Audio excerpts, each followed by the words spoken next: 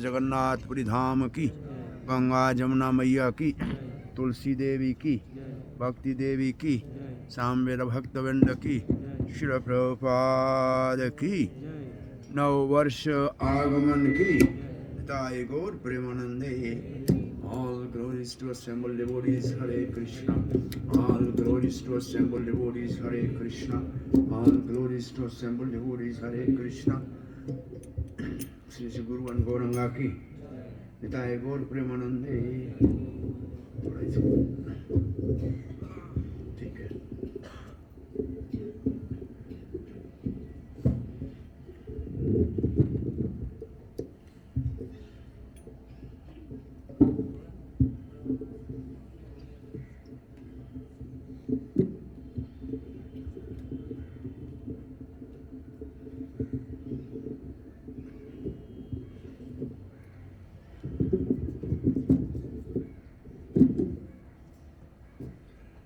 गुरवे गौरचंद्राय राधिकाय तदालये कृष्णाय कृष्ण भक्ताय तद्भक्ताय नमो नमः। ओम नमो भगवते वासुदेवाय। ओम नमो भगवते वासुदेवाय। ओम नमो भगवते वासुदेवाय। नारायणं नमस्कृत्यं नरं चैव नरोत्तमं देवीं सरस्वतीं व्यासं ततो जयमुदीरयेत्। नष्टप्रायेषु भद्रेषु नित्यं भागवत सेवया भगवती उत्तम श्लोके भक्तिर्भवति नैष्ठिके। कृष्णाय वासुदेवाय देवकी नंदनाय च नंदगोपकुमाराय गोविंदाय नमो नमः। जय श्री कृष्ण चैतन्य प्रभु नित्यानंद श्री अद्वैत गदाधर शिवासदि गौर भक्त वृंदा। हरे कृष्ण कृष्ण कृष्ण हरे हरे हरे राम राम राम हरे हरे।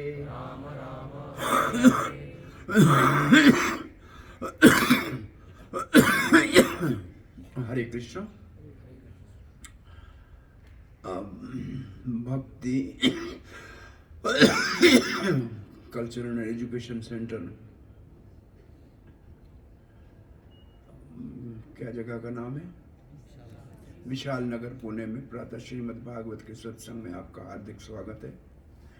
श्रीमद् भागवत महापुराण के पहले स्कंद के चौथे अध्याय, जिसमें सृष्टि कैसे भगवान करते हैं, इस विषय में परीक्षित महाराज के सुखदेव गोस्वामी से प्रश्न है। दूसरा स्कंद श्रीमद् भागवत का सबसे छोटा स्कंद है, मात्र 10 अध्यायों का, परंतु सिद्धांत की दृष्टि से बहुत ही गंभीर विषय है दूसरे स्कंद में। इसमें विशेष रूप से भगवान को प्राप्ति करने का साधन क्या है उसका वर्णन है, और साधन है श्रवण साधन है। तो इस 10 अध्यायों को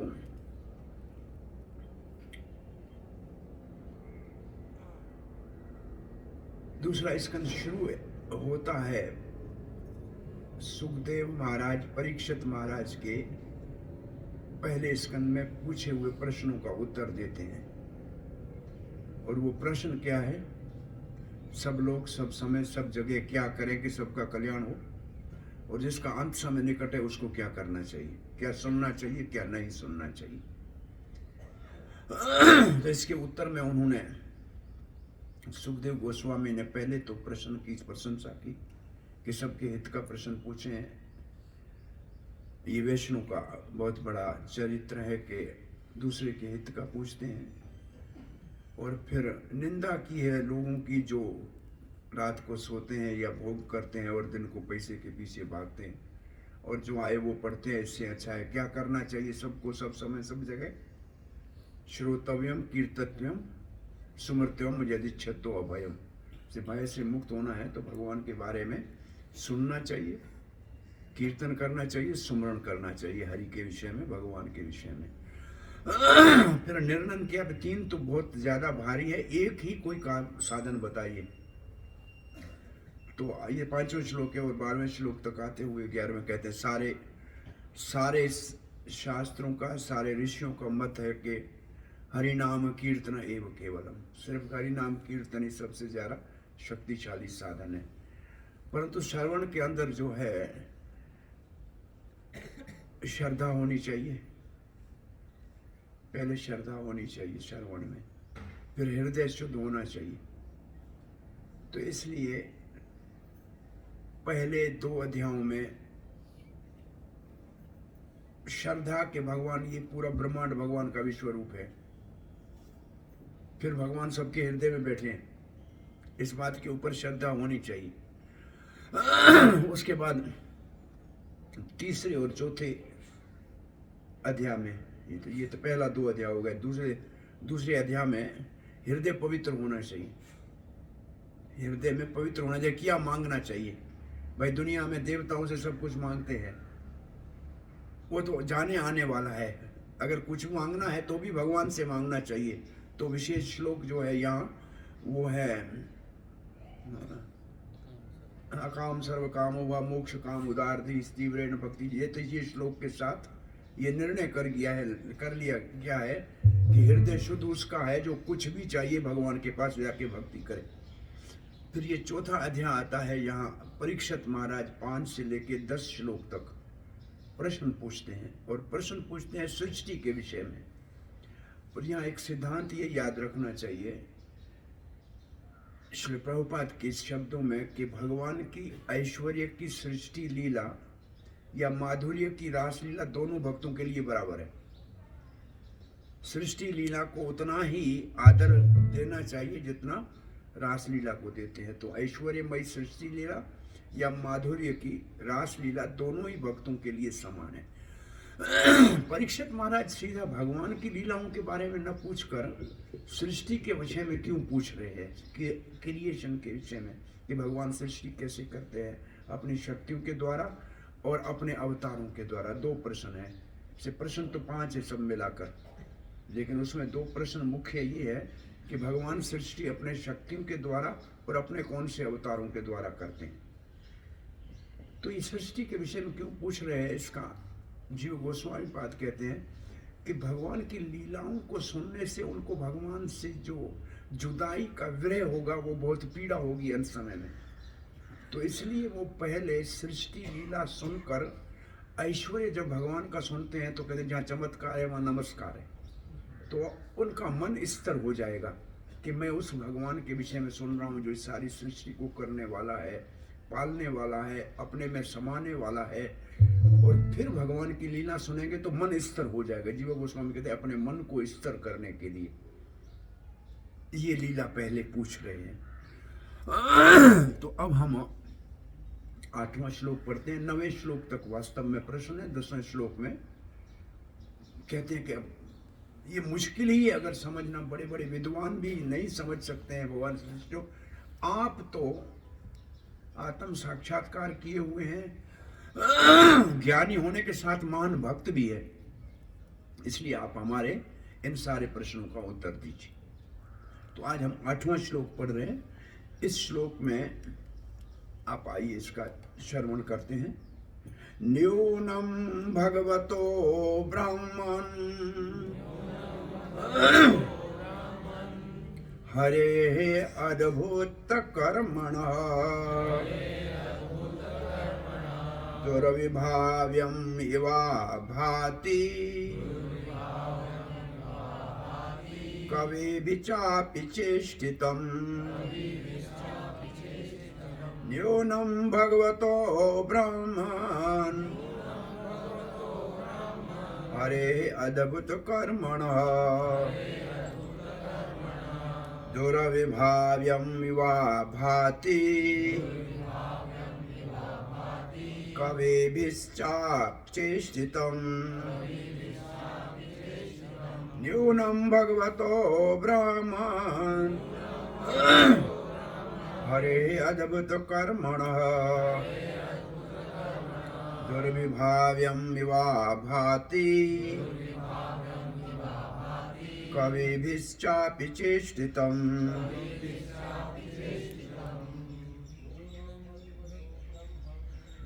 न्यूनं भगवतो ब्रह्मन् हरे अद्भुत कर्मणः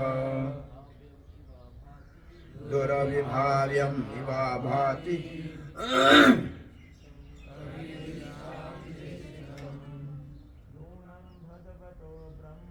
न्यूनं भगवतो ब्रह्मन्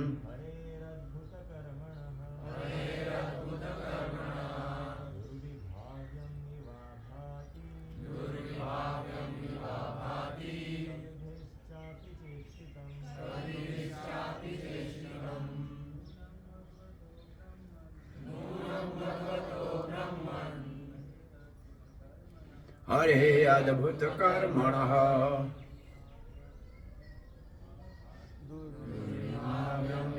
भाति विचेष्टं देवी देव्या न्यूनं भगवतो ब्रह्मन् हरे अद्भुत कर्मणः दुराध्यायमिव भाति कविश्चापि चेष्टितम् न्यूनं भगवतो ब्रह्मन् हरि अद्भुत कर्मणः दुराध्यायमिव भाति कविश्चापि चेष्टितम् न्यूनं भगवतो ब्रह्मन् हरे अद्भुत कर्मणः दुर्विभाव्यम् इव भाति कविश्चापि चेष्टितम्। सो इनके शब्दों के अर्थ को समझें। उससे पहले मैं वो पूरा करता हूँ कि 2 अध्याय में पहले श्रद्धा है, 2 में हृदय का शुद्धि करना है, फिर 3 अध्यायों में उत्पत्ति के द्वारा 5, 6, 7 और 3 अध्यायों में उपपत्ति के द्वारा 8, 9, 10 भगवान ब्रह्मा जी ने नारद को जो प्रश्न परीक्षित ने सुखदेव को पूछा है, वो सुखदेव उसका उत्तर देने के लिए कहते हैं यही प्रश्न नारद ने ब्रह्मा जी से पूछा था और ब्रह्मा जी ने उत्तर दिया है, वही मैं आपको उत्तर दे रहा हूँ। तो एक तो परंपरा को स्थापित कर दिया और दूसरा उत्पत्ति और उपपत्ति के द्वारा भगवत तत्व के श्रवण को परिपुष्ट कर दिया। तो जिसमें फिर जो चतुर्श्लोकी भागवत है वो भी आएगी और 10 विषय हैं भागवत के वो भी आएंगे। तो ये ऐसे ये स्कंद बहुत महत्वपूर्ण है। इस स्कंद में सारे सिद्धांत स्पष्ट हो जाते हैं। पहला और दूसरा स्कंद भगवान के चरण कमल है और चरण कमल ही भगवान के नौका है जिसको हमने चढ़ना नहीं है उसके ऊपर, केवल उसका ध्यान करना है। इसका मतलब ये 2 अध्याय, ये 2 स्कंद समझने से हम भगवत धाम जाने के अधिकारी हो जाएंगे, क्योंकि भगवान के चरण कमल की नौका को हम समझ लेंगे। ये 2 स्कंद बहुत महत्वपूर्ण है, भगवान के चरण कमल है। तो अब जो इसमें शब्द न्यूनम है, न्यूनम का मतलब कमी है कोई, न्यूनम कहते हैं कमी को। इसका मतलब अभी कुछ इसमें कम रह गया है। कम रह गया का मतलब जो पहले प्रश्न पूछे हैं उसमें मैं पूरा नहीं पूछ पाया हूँ। तो पहले इससे क्या प्रश्न पूछे हैं कि भगवान अपनी कौन सी शक्तियों से और कौन से अवतारों के द्वारा सृष्टि करते हैं जो लगता है कि भगवान क्रीड़ा कर रहे हैं, ये भगवान की का खेल है। लेकिन इससे अभी तक मैं समझता हूं कि ये प्रश्न भी कुछ कमी है इसमें। न्यूनम का मतलब कुछ कमी है, और न्यूनम के बाद है भगवतो, भगवान के विषय में इतना पूछना भगवान के लिए, क्योंकि भगवान तो अनंत है, ये तो उसको निश्चित रूप से न्यूनम ही है। जो मेरे प्रश्न है वो भगवान को कैसे, जो अभिव्यक्ति भगवान को पूरे रूप से कैसे समझा सकते हैं, इसलिए प्रश्नों में कमी है। फिर कहते बहुत प्रश्न पूछ लिए, ऐसे तो नहीं है कि केवल मैं प्रश्न ही पूछता जा रहा हूं। तो कहते हैं ब्राह्मण का मतलब आप उदार हैं, ब्राह्मण का मतलब जो उदार है, जिसका चित्त बहुत उदार है वो ब्राह्मण, जिसका चित्त बहुत संकीर्ण है वो कृपण है। तो आप ब्राह्मण हैं, ब्राह्मण जो है संबोधन है सुखदेव गोस्वामी को कि आप उदार हैं। और उदार चित्त जिसका होता है वो प्रश्नों से परेशान नहीं होता, वो प्रश्नों के उत्तर देता है। आगे कहेंगे कि आप केवल उदार नहीं है, ब्राह्मण नहीं है, आप भक्त भी है, आत्म साक्षात्कार किए हुए भी हैं, 10वें श्लोक में ये आएगा। तो ब्राह्मण संबोधन करने से किसी से ये है कि आप नहीं प्रश्न के उत्तर देंगे तो और कहाँ जाएंगे हम। भाई भगवान के मुख से ब्राह्मण आप प्रकट हुए हो, तो आपका काम है भगवान के विषय में बोलना और भगवान का प्रसाद आपके माध्यम से खाना। तो खाते तो बहुत है, कुछ बोला भी करना चाहिए ना। तो ब्राह्मण ये ब्राह्मण शब्द की परिभाषा भक्ति रसामत सिंधु में प्रभुपाद जी ने लिखा है कि क्योंकि भगवान के मुख से ब्राह्मण प्रकट होता है तो उसका काम है भगवान के विषय में बोलना, और उसी मुख से भगवान खाते हैं, या अग्नि से या ब्राह्मण के मुख से। तो ब्राह्मण को ही भगवान के विषय में बोलना चाहिए। तो मैं तो भगवान के विषय में पूछ रहा हूं। फिर आगे कह दिया कि भगवान के विषय में नहीं, हरि के विषय में पूछ रहा हूं। पर हरि क्यों? बोला वो हमारा दुख हरने वाला है ना। अब तो मैं भी बड़े संकट में हूं, अब तो मेरा 7 दिन में प्राण जाने वाला है, तो हम हरि का ही शरण लेना चाहिए ना। हरि वो जो सबका दुख हरता है। तो हरि के शब्द पूछने से, हरि शब्द लिखा है, भगवान और हरि दोनों लिखा है। भगवान सुख दाता है, हरि दुख हरता है, ऐसे करना चाहिए। भगवान सुख दाता है, हरि दुख हरता है। तो हमारे को जीवन में उसके विषय में पूछना चाहिए जो सुख दे और दुख हरे। तो प्रश्न उससे पूछ, ब्राह्मण से प्रश्न क्या पूछना चाहिए? सुखदाता कौन है, दुख हरता कौन है? तो सुखदाता है भगवान, दुख हरता है हरि। तो ये प्रश्न पूछने का ये शब्द क्यों डाले हैं भगवान और हरि? तो उसका ये भाव है कि ये आप जब बताएं तो आपको भी सुख मिलेगा, और जब आप बताएंगे तो मेरा दुख हर जाएगा। तो इनमें दोनों का लाभ है। बताने वाले ब्राह्मण को सुख मिलता है और सुनने वाले का दुख हर जाता है। अब क्या बताएं उसके? अद्भुत कर्मणा। अद्भुत कर्मणा मतलब भगवान के जो कार्य हैं वो अद्भुत हैं। तो इस जब ये अद्भुत कर्मणा शब्द को हम यहाँ पढ़े तो हमारे दिमाग में ऐसे बत्ती जलनी चाहिए, जन्म कर्म च मे दिव्यम। भगवान के कर्म दिव्य है। अद्भुत का मतलब दिव्य, दिव्य का मतलब अलौकिक, मतलब हमारे दुनिया जैसा नहीं है, दुनिया से परे है। तो हरि अद्भुत कर्मणा है। एक तो उनके कर्म अद्भुत हैं, और अद्भुत उसको कहते हैं जिसको देखकर हम आश्चर्य में पड़ जाए और उसको समझना हमारे लिए असंभव हो जाए। और इसलिए अद्भुत कर्मणा के बाद क्या लिखते हैं? दुर्विभावयम। दुर्विभावयम का मतलब जो हमारे मन के चिंतन से परे है। तो अद्भुत की परिभाषा और दिव्य की परिभाषा ये है कि हमारे मन की कल्पना से परे। तो दुर्विभाव्यम शब्द जो है उसका अर्थ आप देखें, प्रभुपाद ने क्या लिखा है? इनकंसीवेबल। इसका मतलब अचिंत्य। हम चिंतन किससे करते हैं? मन से। तो मन की गति से परे है भगवान के कर्म, अचिंत्य है। इव मतलब लगता है, भांति का मतलब ऐसे लगता है कि भगवान के अद्भुत कर्म हमारी सोच से परे है, हमारे चिंतन से परे है। ये हो गया 2 शब्दों का अर्थ, दुर्विभावम इव भांति, इस भांति का मतलब इव भांति, इव मतलब इसकी तरह, और भांति का मतलब इसकी तरह लगता है, ये इसकी तरह लगता है, ऐसे लगता है कि भगवान के अद्भुत कर्म अचिंत्य हैं। और फिर दो शब्द हैं कि अचिंत्य किसके लिए? भाई आम व्यक्ति नहीं जानेगा, बड़े बड़े विद्वान तो जान सकते हैं ना। कवि भी का मतलब बड़े विद्वान, वैसे कवि भगवान को भी कहते हैं। कवि भी का अर्थ है, देखो कवि भी जब आए तो कवि भी रीढ़ती, वो जो है तव कथा अमृतम, वहां कवि शब्द है। तो बड़े बड़े विद्वान तत्वज्ञ कवि, कवि नाम उष्णा कवि ही, जो गीता में कवि शब्द आएगा तो उष्णा कवि ही। उष्णा कवि का मतलब शुक्राचार्य, जो बहुत बड़े बड़े विद्वान हैं, जिनके पास मृत संजीवनी विद्या है। तो ऐसे बड़े कवि जो मरे को जिंदा कर सकते हैं, वो भी अपनी चेष्टितम, वो भी बड़ा प्रयास करते हैं, चेष्टा करते हैं भगवान के अद्भुत कर्मों को समझने का। उनके लिए भी अचिंत्य है। बड़े बड़े विद्वानों के लिए भी, प्रभुपाद लिखते हैं, बड़े बड़े विद्वानों के लिए भी, बड़े बड़े महाविद्वानों के लिए भी ये भगवान के दिव्य कर्मों को समझना अचिंत्य है। तो ये श्लोक के शब्दों का अर्थ, जो शब्द हैं उसका अब श्रील प्रभुपाद ने इनका अनुवाद क्या किया है, देख लीजिए।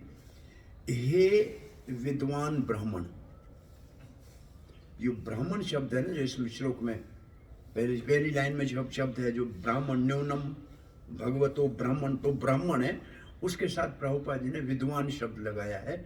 वो विद्वान शब्द चेष्टितम में है ना, वो विद्वान शब्द कहाँ है? कवि में। तो आप तो विद्वान हैं, हे विद्वान ब्राह्मण, श्री भगवान के दिव्य कार्यकलाप अद्भुत हैं। श्री भगवान के दिव्य कार्यकलाप, देखो दिव्य लिख दिया, कार्य अद्भुत को, दिव्य कार्यकलाप अद्भुत है, और वे अचिंत्य प्रतीत होते हैं। अचिंत्य प्रतीत होते हैं, कौन सा शब्द है श्लोक में? दिव्य विभाव इव भाति। ये पूरी लाइन का अर्थ है। ये क्या अर्थ है? वे अचिंत्य प्रतीत होते हैं, ये इसका अर्थ हो गया।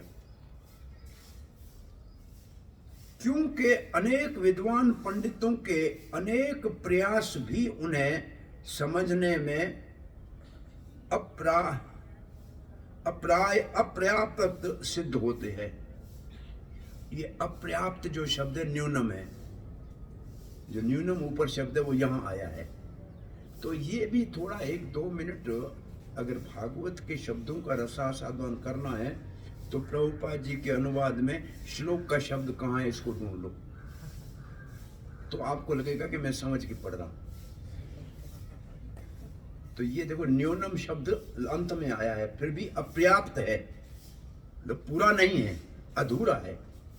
बड़े बड़े विद्वानों का, बड़े बड़े पंडितों, पंडित कवि के लिए है, विद्वान पंडितों के अनेक प्रयास, चेष्टितम, समझने में अचिंत्य है, इसलिए बड़ा कठिन है।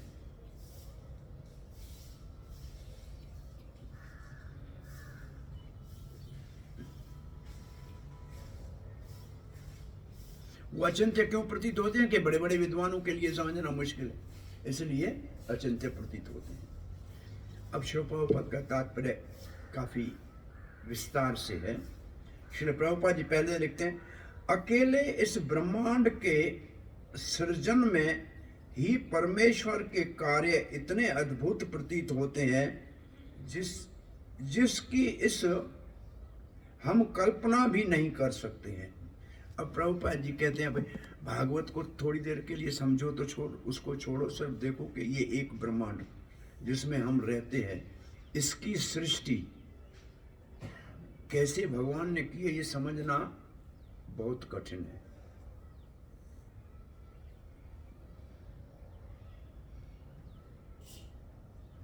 नारियल इतना ऊपर पेड़ में 15 फुट पे होता है, उसके अंदर पानी ऊपर कैसे जाता है? भाई आप ये जरा इतना समझो कि नारियल में ऊपर पानी कैसे गया? इंजेक्शन किसी ने डाला है, बाहर कैसे गया नारियल में पानी? अब कैसे कहोगे वो कहाँ से आया? और पानी के साथ घी पड़ा है और मिक्स नहीं हो रहा है, वो अंदर खोपे में घी पड़ा है। भाई नारियल कैसे, इधर इस तरफ घी बन रहा है, पानी और घी दोनों साथ पड़े, मिक्स भी नहीं हो रहे। ये भी सोचो जरा, सोच से इतना लंबा नहीं सोचो, इतना सोचो कि एक नारियल जो है वो कैसे बन रहा है, पानी नीचे से ऊपर कैसे जा रहा है, कौन उसके अंदर भर रहा है। इसको ये मतलब छोटी सी बात है इस दुनिया की एक, जिसको आप में से कोई बता नहीं सकता है कि ये कैसे हो रहा है। नहीं, आश्चर्य नहीं है, इसको समझना कितना मुश्किल है। ये बाहर के विद्वान वैज्ञानिक जो हैं वो तो एक यहाँ आ गया था समझने के लिए, दुनिया तो दूर की बात है, भारत में समोसा खरीद लिया, सोच रहा है कि इसके अंदर आलू कैसे चले गए, कैसे डाले, ये तो सख्त है ऊपर से, इसके अंदर आलू कैसे गए। 2-4 ले गया, उधर जाके लेबोरेटरी में बहुत रिसर्च कर रहा है, तो पड़ोस वाला साइंटिस्ट जो है उसने कहा क्या कर रहे हो, बोला पता नहीं एक लाया हूँ वहाँ से, इस पर आलू कैसे डाले हैं इसने। उसने बोला मैं भी 6 महीने से सर्च कर रहा हूँ, जलेबी में सिरप कैसे डाला है, इंजेक्शन से डाला है, कैसे डाला है। तो समझ में तो इतना भी नहीं आता है कि आलू समोसे में कैसे गए हैं और जलेबी में सिरप कैसे गई है, तो भगवान को कहाँ से समझेंगे। ये छोटी सी इतनी बात समझना भी मुश्किल है। नहीं, ये छोटा, आपको 2 उदाहरण दिए सिर्फ, बड़े तो छोड़ो, ये इतने छोटे उदाहरण को आप समझें कि कैसे नारियल के घी और पानी आपस में मिक्स नहीं हो रहे, कैसे उसको कंडेंस करके नारियल के अंदर घी को रख दिया है भगवान ने। जो घानी में डालें तब नहीं घी निकलता है, तब पानी नहीं होता है, पानी पे अलग हो गया। कितना बड़ा ये विज्ञान है। एक अनार के दाने में, हर एक अनार के दाने के लिए एक के अंदर एक उसके लिए घर बनाया है भगवान ने। यहाँ तो आदमी एक के लिए घर नहीं है, लेकिन अनार के एक दाने के लिए घर है। वो अपने अपने घर में बैठा हुआ है, दूसरे घर में जाता नहीं, उसके अंदर पार्टीशन, उतने पार्टीशन बने कैसे। अब सोचे तो कैसे भगवान के ये काम करता है। आश्चर्य नहीं लगता है ये सब चीजें कैसे दुनिया में बनी हुई है, अद्भुत है। और फिर सृष्टि कैसे कितनी सुंदर है, अद्भुत है। तो एक ब्रह्मांड को समझना भी मुश्किल है, फिर ऐसे असंख्य ब्रह्मांड हैं। ये तो एक ब्रह्मांड है, ऐसे असंख्य अनंत कोटि ब्रह्मांड है, और ऐसे अनंत ब्रह्मांड है, और वे सब मिलकर सृजन भौतिक जगत कहलाते हैं, सृजित भौतिक जगत कहलाते हैं। और उनकी सृष्टि का ये अंश संपूर्ण सृष्टि का एक छोटा सा अंश है। अब ये प्रभुपाद जी जब लिख रहे हैं तो प्रभुपाद जी के ध्यान में आया भगवत गीता का एकांशेन स्थितो जगत, ये श्लोक प्रभुपाद जी के स्मृति में आया, एकांशेन स्थितो जगत। ये कौन से अध्याय में? 10वें अध्याय में। विभूति योग में कहते हैं कि क्या पूछोगे, ये तो मैंने थोड़े बताए हैं, ये पूरा जगत मेरे एक अंश में स्थित है। ये 10वें स्कंद 10वें अध्याय का ये शब्द है। तो वो कहते ये एक ब्रह्मांड नहीं, ऐसे अनंत कोटि ब्रह्मांड भगवान के एक अंश में स्थित है। तो इसका मतलब ये जो सारी, इसको कहते हैं भौतिक सृष्टि, अनंत कोटि ब्रह्मांडों की भौतिक सृष्टि है। जब ये बाहर प्रचार में बोलना है तो फिर भगवान की द्वारका लीला में ब्रह्मांड जो 4 माथे वाला ब्रह्मा आया था और कहा कि ब्रह्मा आया है, तो कौन सा ब्रह्मा? बोला वही तो ब्रह्मा है जो भगवान की नाभि से उत्पन्न हुआ है। 4 माथे वाला है। अंदर आया तो देखा 40 और 100 और 200 और 500 माथे वाले ब्रह्मा अंदर बैठे थे। तो ये बताना चाहिए कि ये ब्रह्मांड सबसे छोटा है, जिसमें हम रह रहे हैं ये सबसे छोटा है। 4 माथे वाले ब्रह्मा का ब्रह्मांड है ये, और अनंत माथे वाले ब्रह्मांडों के ब्रह्मांड है। तो ये जब ये अनंत ब्रह्मांडों की बात करें तो ये कथा कहने से आपकी बात को पुष्टि मिलेगी कि कितने ब्रह्मांड है, और हर ब्रह्मांड में एक ब्रह्मा है, एक शंकर है और एक विष्णु है। जितने ब्रह्मांड है उतने शंकर, जितने ब्रह्मांड उतने ब्रह्मा, जितने ब्रह्मांड उतने विष्णु, क्योंकि उनकी सृष्टि करनी पड़ेगी, उसका पालन करना पड़ेगा, उसका संहार करना पड़ेगा। तो इतने सारे, एक ब्रह्मा विष्णु महेश नहीं है, ऐसे अनंत कोटि ब्रह्मा विष्णु महेश हैं। भगवान श्री कृष्ण जब अपनी लीला का विसर्जन कर रहे हैं तो एक वट वृक्ष, छोटे वट वृक्ष को पीठ दे के बैठे थे। तो कहते हैं छोटा वट वृक्ष ये छोटे ब्रह्मांड का प्रतीक है, और ये ब्रह्मांड भगवान के पीठ में है, भगवान उसको पीठ दे के बैठे हैं। इसका मतलब जो माया से सृष्टि जगत है वो भगवान के पीठ में है, भगवान के पीछे है, पृष्ठ भाग में है, आगे नहीं है, क्योंकि माया का सृष्टि है, वो माया भगवान के आगे नहीं है। इसका मतलब ये अनंत कोटि ब्रह्मांड सारे भगवान के पृष्ठ में है, क्योंकि माया भगवान के पीछे है। माया भगवान के आगे आने में लज्जित होती है। माया भगवान के पीछे है, लेकिन भगवान के पूर्ण रूप से वश में है। जैसे छाया हमारी छाया हमारे वश में होती है, ऐसे भगवान की माया भगवान के वश में है। जैसे भगवान उसको चलाना चाहे ऐसे चलती है। माया दीक्षेण प्रकृति सूयसे तो सराचना, और हम सारे जीव उस माया के बस में हैं।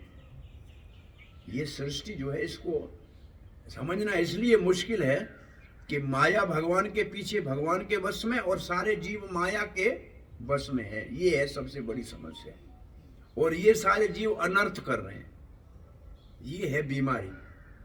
ये दूसरे स्कंद के 7वें अध्याय में, पहले स्कंद के 7वें अध्याय में व्यास देव ने सृष्टि का दर्शन किया, तब इसको देखा कि पीछे है। तो इसका मतलब हम जब भगवान को पीठ देते हैं या भगवान के पीछे होते हैं तो हम माया में होते हैं, हमको कुछ समझ में नहीं आता।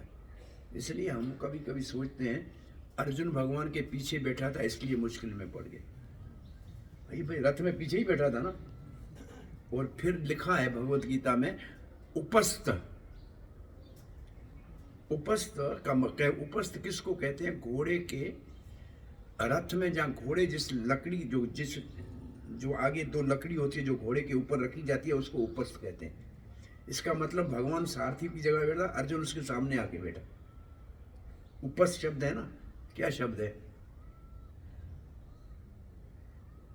जो लास्ट श्लोक में क्या है? पहले अध्याय का लास्ट श्लोक, गांडीव को नीचे रख दिया, मोह में विगत होगी। क्या श्लोक के शब्द क्या है? हाँ? रथोपस्थ है ना, रथ के उपस्थ के ऊपर, मतलब आगे सामने आया तो समस्या समाप्त होगी। क्योंकि कोई भी भगवान के पीछे होगा तो माया का प्रभाव पड़ेगा। ये है। तो भगवान अर्जुन को भगवान ने माया में डाला, और फिर समझने के बाद पीछे गया तो कोई समस्या नहीं, समझ के फिर गया। ऐसे लगता है। उपस्थ का अर्थ जो है वो घोड़े के आगे वाला जो डंडा है, पीछे सारथी के आगे जो डंडा है उसको उपस्थ कहते हैं। तो ये ऐसे अनंत कोटि ब्रह्मांड है, प्रभुपाद जी कहते हैं। और प्रभुपाद जी आगे कहते हैं, अनंत कोटि ब्रह्मांडों के आगे लिखते हैं, ये भौतिक जगत के केवल अंश मात्र हैं। एकांशेन स्थितो जगत, वो शब्द प्रभुपाद जी ने 10वें अध्याय भगवद गीता का लिख दिया। यदि ये कल्पना करें कि ये भौतिक जगत उनकी शक्ति के एक अंश का प्रदर्शन है, तो फिर शेष 3/4 वैकुंठ जगत है, जिसका वर्णन श्रीमद् भागवत के जिसमें भगवत गीता में मदभावम या सनातन धाम के रूप में किया गया है। अब प्रभुपाद जी तुलनात्मक बात कह रहे हैं कि ये भौतिक जगत जो अनंत कोटि ब्रह्मांडों का बना हुआ है, जो भगवान की शक्ति के एक अंश में है, वो 1/4 है, 1/4 है, 1 पाद विभूति है। और 3 पाद विभूति वैकुंठ जगत है, जो भगवान की दूसरी शक्ति के अंश से स्थापित है। तो वास्तव में ये क्यों प्रभुपाद जी लिख रहे हैं? ये लिख रहे हैं कि भगवान, पहले जो कल के श्लोक में कहा गया ना, कौन सी शक्तियों से भगवान सृष्टि करते हैं और फिर कौन से अवतारों में सृष्टि करते हैं, तो कौन से शक्तियों के बाह्यंग शक्ति के अंश से भौतिक जगत की सृष्टि करते हैं। उसके भी 3 गुण हैं, सतोगुण, रजोगुण, तमोगुण। और वैकुंठ की सृष्टि करते नहीं है, वो नित्य है, वो नित्य है, और वो अंतरंग शक्ति के द्वारा संचालित है, और उसके भी 3 ही भाग हैं। सत चित आनंद भी उसी को कहते हैं। सत को सैंदनी कहते हैं, चित्त को संवित कहते हैं, और आनंद को हलादेनी कहते हैं। तो ये तीन शक्तियां आध्यात्मिक जगत का भी सर्जन करने वाली हैं और तीन शक्तियां भौतिक जगत का सर्जन करने वाली है, बाह्यरंग।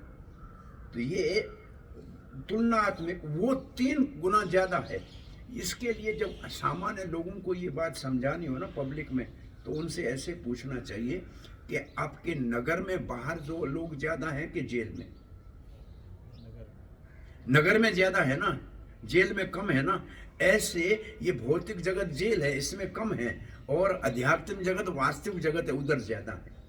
वो दोनों में अंतर है लोगों को समझाने के लिए कि गांव में लोग ज्यादा होते हैं, जेल में कम होते हैं। भौतिक जगत को जेल कहा गया, इसलिए यहाँ कम है और वहाँ ज्यादा है। ये बात समझ में आना आसान रहेगी कि वहाँ ज्यादा होने चाहिए। तो 3/4 तो वहाँ है और 1/4 यहाँ है। और वो जगह, अब उस जगत के लिए प्रभुपाद जी थोड़ा सा वर्णन करें। उस जगत को क्या कहा गया है? मम धाम, भगवान का धाम है, या उसको सनातन कहा गया है। सनातन धाम या मद धाम, मेरा धाम है भगवान ने, श्री कृष्ण ने कहा है, और सनातन है क्योंकि वो सदा रहने वाला है, ये कहा गया है। सनातन धाम क्या कहा गया है? हम पिछले श्लोक में, इसका मतलब 7वें श्लोक में देख चुके हैं कि श्री भगवान पहले सृष्टि करते हैं और फिर उसे समेट लेते हैं। इसको क्रीड़ा कहा गया, खेल कहा गया। ये खेल क्यों कहा गया है? बच्चे समुद्र के किनारे जाते हैं, मिट्टी के घर बनाते हैं, थोड़ी देर खेलते हैं, फिर लात मार के उसको समाप्त कर देते हैं। ये बच्चों का खेल है ना। ऐसे भगवान की ये दुनिया बनाना ऐसा ही खेल है। जब तक कभी बनाते हैं, थोड़ी देर के बाद लात मार के उसको समाप्त कर देते। तो क्रीड़ा शब्द की परिभाषा बतानी हो तब इसको इस छोटे से उदाहरण से हम देखा है। बहुत बड़े अच्छे घर बनाएंगे, ये घर है, ये मंदिर है, ये शहर है, ये रोड है, मिट्टी के बहुत बना के 1 घंटा 2 घंटा खेलेंगे, और उसके बाद जब आएंगे तब लात मार के उसको बराबर कर देंगे। तो ये 7वें श्लोक की परिभाषा यहाँ पिछले श्लोक में ऐसे कहा गया है। क्या कहा गया है? कि भगवान पहले सृष्टि करते हैं और फिर उसे समेट लेते हैं, और बीच में सिर्फ पालन करते हैं। तो जब सृष्टि भगवान करते हैं, तो प्रश्न जो पूछा गया ना 7वें अध्याय में, उसके 2 भाग हैं। सृष्टि 2 प्रकार की है। सर्ग कहते हैं, सृष्टि को कहते हैं सर्ग। सर्ग 2 प्रकार का है। एक भगवान विष्णु के द्वारा सृष्टि, उसको कहते हैं सर्ग, और दूसरी ब्रह्मा जी के द्वारा सृष्टि, उसको कहते हैं विसर्ग। तो यहाँ सृष्टि शब्द के 2 अर्थ हैं, और दोनों 7वें अध्याय में दोनों हैं। 7वां अध्याय है, उसमें दोनों के लिए प्रश्न है कि पहली सृष्टि भगवान विष्णु कैसे करते हैं। वो दृष्टि डालते हैं, महत तत्व के ऊपर दृष्टि डालते हैं। केवल दृष्टि डालने से सृष्टि होती है कि और भी काम करना पड़ता है? प्रश्न ये पूछा गया है। और भी काम करना पड़ता है, इतने से काम नहीं बनता है, और भी काम करना पड़ता है। दृष्टि कौन डालता है, सृष्टि कौन करता है? विष्णु। फिर 3 अवतारों का बात आ जाएगा। दृष्टि डालने वाला कौन है, और सृष्टि करने वाला कौन सा है, और फिर पालन कौन करता है? तो ये 3 विष्णु जो है, जिसको हम कहते हैं पुरुष अवतार, ये सृष्टि के लिए है। ये तीनों अवतार सृष्टि के लिए हैं, और पालन क्षीरोदक्षाई विष्णु करता है। भाई पालन इसको करना है, सबके हृदय में बैठा है। क्या किसकी इच्छा है? उपदृष्टा, अनुमंता, भर्ता, भोक्ता, महेश्वर, ये पालन का काम तो इसका है। और गर्भोदक्षाई एक ब्रह्मांड की सृष्टि करते हैं, सारे ब्रह्मांड को सृष्टि करते हैं कारणोदक्ष। तो ये एक समय होती है या एक के बाद एक होती है? ये प्रश्न ऐसे हैं असल में कि सब एक ही समय होता है या एक के बाद एक एक होता है। और फिर सर्ग क्या है और विसर्ग क्या है, ये भी प्रश्न का भाग है। तो ये जो यहाँ कहा जा रहा है, ये तो कहा जा रहा है कि भगवान सृष्टि करते हैं फिर समेट लेते हैं। ये क्या है, सर्ग है कि विसर्ग है? सांस लेते हैं, सृष्टि होती, बाहर निकालते हैं, अंदर लेते हैं, बंद हो जाता है। ये सर्ग है भगवान के। वो कौन से भगवान का? ये कारण तक इतने में काम हो जाता है। अब इसको समझना कितना मुश्किल है, और इसको आसानी से किसी को समझाना हो ना, बोला 13 सांस बाहर निकाल, और फिर डॉक्टर के पास जाके उसको एक होता है उसके अंदर डालो, तो कम से कम 1 करोड़ से ज़्यादा छोटे छोटे कीटाणु आपके सांस में बाहर निकलते हैं। आप इतने कीटाणु को अंदर से बाहर निकालते हैं जिसकी गिनती नहीं की जा सकती है, असंख्य है। और इसका मतलब हमारे सांस से भी इतने सारे तो निकलते भाई। हमारे सांस में आप कभी इसको जाके देखो तो कितना निकलता है इसके अंदर। तो सांस वापस लेते हैं तो फिर इतने सारे संसार के दूसरे अंदर चले जाते हैं। जीव जंतु कोरोना के समय में तो दूसरे का सांस आने के लिए आदमी बंद करता है ताकि अंदर ना आ जाए। तो ये हमारे सांस से भी तुलना कर लो कि इतने सारे छोटे छोटे एक ब्रह्मांड है, एक सृष्टि हम भी कर रहे हैं, तो भगवान को करने में कौन सी मुश्किल पड़ेगी भाई। इसको कहते हैं अंडे सो खंडे सो ब्रह्मांडे। ये कहावत है, खंडे सो ब्रह्मांडे, माने जो एक छोटे से टुकड़े में है वो ब्रह्मांड में है, और एक जो मैं कर रहा हूँ वो सारे ब्रह्मांड में वैसे ही हो रहा है। तो हम वो छोटा मिनिएचर है उसका, तो हम अपने अंदर देखने का प्रयास करें तो समझेंगे जब हमारे अंदर हो रहा है तो भगवान क्यों नहीं कर सकता भाई। हम भी तो कर पा रहे हैं कि नहीं कर रहा, हो रहा है कि नहीं हो रहा है। तो फिर ऐसे भगवान की सृष्टि, ये तो इसका मतलब स्वर्ग की बात चल रही है, भगवान विष्णु की सृष्टि की बात चल रही है। भौतिक जगत पर ना, हाँ, अब प्रभुपाद जी कहते हैं ये कार्य केवल भौतिक जगत पर लागू होता है, मतलब सृष्टि करना और फिर प्रलय करना ये भौतिक जगत में होता है, क्योंकि उनकी सृष्टि का बहुत बड़ा भाग वैकुंठ लोक न तो सर्जित होता है और न उसका विनाश होता है, अन्यथा उसे सनातन धाम न कहा जाता। अब जब ये कहा कि भगवान एकदम कहा कि जो सृष्टि भौतिक है उसकी सृष्टि होती है और उसका विसर्जन होता है, जो 3/4 वैकुंठ जगत है उसका न सृष्टि होती है और न नाश होता है, वो नित्य है, सनातन है। तो कहाँ जाना, कहाँ रहना चाहिए? अब आप चॉइस बताओ कि जिसकी सृष्टि हो, नाश हो, वहां रहना चाहिए या जो सनातन है वहां रहना चाहिए। अब ये पढ़ते हैं तो उस वक्त हम कम से कम अपने प्रश्न पूछें कि हम कहाँ रहना चाहिए और कहाँ रह रहे हैं। नहीं, वहां रहे हैं जहां सब कुछ अब चल रहा है, थोड़े समय के बाद बंद हो जाएगा, तो वहां जाना चाहिए जहां न सृष्टि होती है न विनाश होता है, उस स्थान पे जाना चाहिए। तो प्रभुपाद जी एक जगह लिखते हैं कि जब यहाँ हमको पता लगता है कि अमेरिका में इतनी सुविधाएं हैं, यूरोप में इतनी सुविधाएं, तो हम चाहते हैं यहाँ से छोड़ के वहाँ अधिक सुविधाएं वहाँ जाएं। अरे इतनी सारी वैकुंठ की और गोलों की सुविधाएं लिखी हुई है, तो वहाँ जाने के लिए इच्छा क्यों नहीं करते भाई? यहाँ इस दुनिया भौतिक जगत में जाएंगे तो फिर नाश तो होगा ना, तो उस जगत में क्यों नहीं जाएं जो नित्य है, शाश्वत है, जहाँ जाना चाहिए। ये असल में ये पढ़ने से हमारे को अपना निर्णय करना चाहिए कि हम कहाँ रहना चाहते हैं। नाशवान जगत में रहना चाहते हैं कि शाश्वत जगत में रहना चाहते हैं। देखो हमारी सारी सोच है शाश्वत, वो क्योंकि आत्मा शाश्वत है और वो तो भगवान के धाम का, भगवान का अंश है, इसलिए बहुत से हम सोचते ऐसे हैं। लेकिन हम शरीर से सदा रहना चाहते हैं, ये हमारी मूर्खता है। शरीर सदा नहीं रह सकता, और इसी को कहते हैं बॉडीली कॉन्शियसनेस, कि हम शरीर से सदा रहने की सोचते हैं। हम कितना भी पढ़ लें लेकिन हमारा दिमाग अभी तक शरीर से सदा रहने की सोच रहा है कि ये शरीर सदा रह जाएगा, जो संभव नहीं है। लेकिन हम उसके ऊपर फिर भी प्रयास करते रहते हैं कि रह जाए तो अच्छा है, रह जाए तो अच्छा है, लेकिन कभी नहीं रहेगा। ये बात मानने के लिए कोई तैयार नहीं है, बहुत मुश्किल है। कहना बहुत आसान है लेकिन इस बात को जीवन में अनुभव करना बहुत मुश्किल है। ये भारी प्रश्न है एक्चुअली, ये अनुभव का विषय है। प्रभुपाद जी का गिरिराज महाराज लिखते हैं कि जुहू में मैंने फ़ोन किया श्रीनाथ जी को, उस वक्त इस दिशाई को, कि प्रभुपाद जी शरीर छोड़ने के लिए वृंदावन जाना चाहते हैं।